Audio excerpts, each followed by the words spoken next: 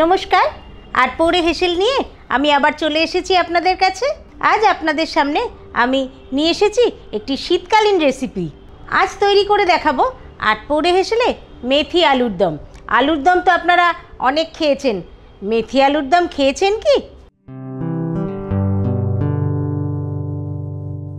তাহলে দেখে নিই মেথি আলুর দম তৈরি করার জন্য আমি কি কি উপকরণ নিয়ে নিয়েছি। মেথি আলুর দম তৈরি করার জন্য আমি নতুন ছোট আলু সেদ্ধ করে নিয়েছি এবং ভালো করে খোসা ছাড়িয়েও নিয়েছি। এক আটি মেথি শাক আমি শুধু পাতাগুলো নিয়ে নিয়েছি। এখানে আমি দুটো পেঁয়াজ কুচিয়ে নিয়েছি আর নিয়েছি হাফ বাটি টক দই। সাথে নিয়ে নিয়েছি নুন, হলুদ গুঁড়ো, চিনি, কাঁচা লঙ্কা বেটে নিয়েছি, রসুন আমি গ্রেট করে নিয়েছি গরম মশলা গুঁড়ো, আদাও গ্রেট করে নিয়েছি, এছাড়াও নিয়েছি কাশ্মীরি লঙ্কা গুঁড়ো। গ্যাস অন করে কড়াই গরম করে নিয়ে নিচ্ছি সাদা তেল। তেল গরম হতে শুরু করে দিয়েছে। সেদ্ধ করে নেওয়া ছোট আলুগুলো দিয়ে দিচ্ছি।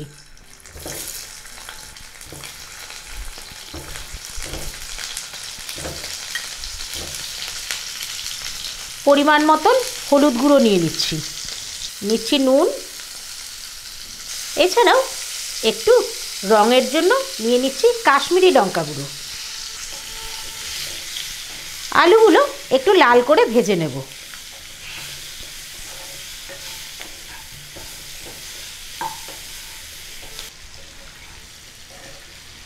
আলু ভাজা হয়ে গেছে, তুলে নিচ্ছি। শীতকালে নতুন আলুর রান্না আলাদাই স্বাদ, তাও বা আবার আলুর দম, খেতে কিন্তু খুব ভালো হয় এই রান্নাটি। আলুটা তুলে নিয়েছি, ওই তেলেই কুচিয়ে রাখা পেঁয়াজগুলো নিয়ে নিচ্ছি।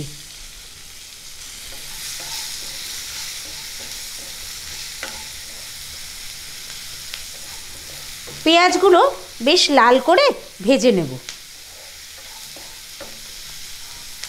আলুর দম কিন্তু সব কিছুর সঙ্গেই খাওয়া যায়, বিশেষ করে লুচি হলে তো কথাই নেই। এছাড়াও পরোটা, পোলাও সবের সঙ্গেই আলুর দম খাওয়া যায়। আর এরকম আলুর দম হলে তাহলে কিন্তু ভাতের সঙ্গেও খাওয়া যায়। গ্যাসের ফ্লেমটাকে কিন্তু আমি একেবারে বাড়িয়েই রেখেছি। নিয়ে নিচ্ছি 1 চামচ রসুন বাটা আর নিচ্ছি 1 চামচ আদা বাটা। আদা বাটা এবং রসুন বাটাটা দিয়ে আবারও কিছুক্ষণ নাড়িয়ে চাড়িয়ে ভেজে নেব, যাতে এর কাঁচা গন্ধটা চলে যায়।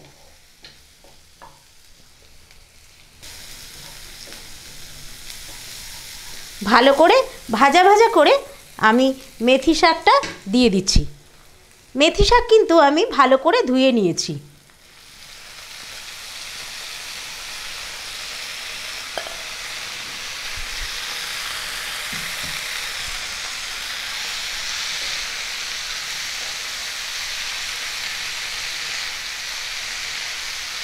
এই আলুর দমে কিন্তু মশলা খুব একটা লাগে না।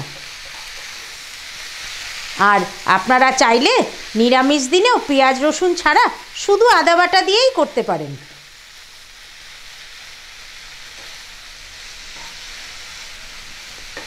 মেথি শাকের একটা আলাদা গন্ধ আছে, তাই কিন্তু আমি কোনো এক্সট্রা ফোড়ন দিইনি। মেথি শাকটা ভালো করে ভাজা ভাজা করে নেব। মেথি শাক কিন্তু এই শীতেই পাওয়া যায়, তাই মন প্রাণ ভরে যে কদিন মেথি শাক আছে একটু নানানভাবে তৈরি করে নিয়ে খাওয়া কিন্তু যেতেই পারে। এখন আমি কিছুটা কাশ্মীরি লঙ্কা গুঁড়ো দিয়ে দিচ্ছি আর নুনও কিছুটা দিয়ে দিচ্ছি।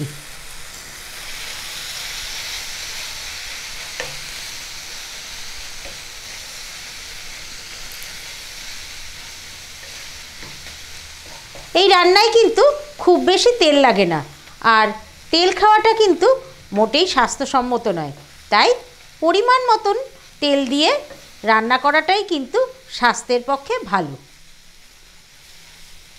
শাক মজে এসছে এবং মশলাও কিন্তু কষে গেছে।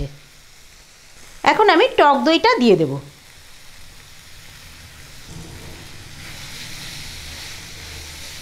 টক দইটা দিয়ে আবারও কিছুক্ষণ কষাবো।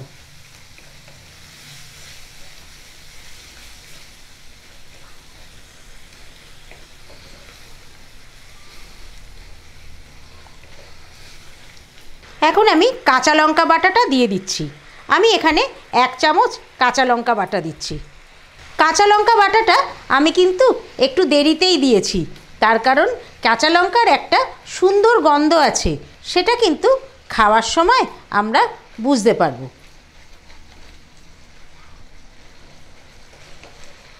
আবারও ভালো করে কষাতে থাকবো। এখানে আমি 1 চামচ চিনি নিয়ে নেব।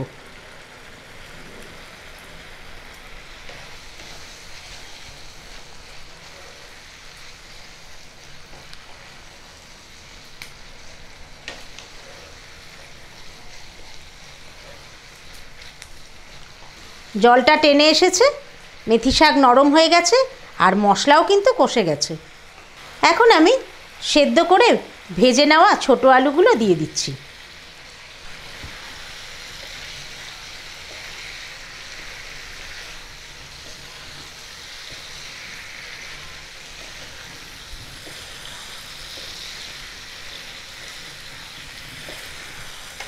খুব ভালো করে আলু মেথি শাক মিশিয়ে দিচ্ছি। ঢাকনা বন্ধ করে 5 মিনিট দমে রান্না হতে দেব। 5 মিনিট ঢাকনা বন্ধ করে দমে রান্না হতে দিলাম।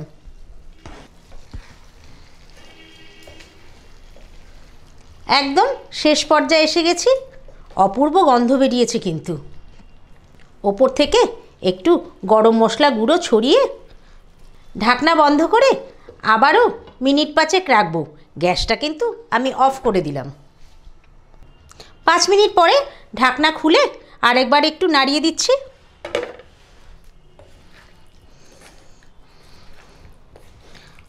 গরম মশলা গুঁড়ো দেওয়ার পরে কিন্তু যে কোনো জিনিস ফোটালে তার কিন্তু গন্ধটা নষ্ট হয়ে যায়।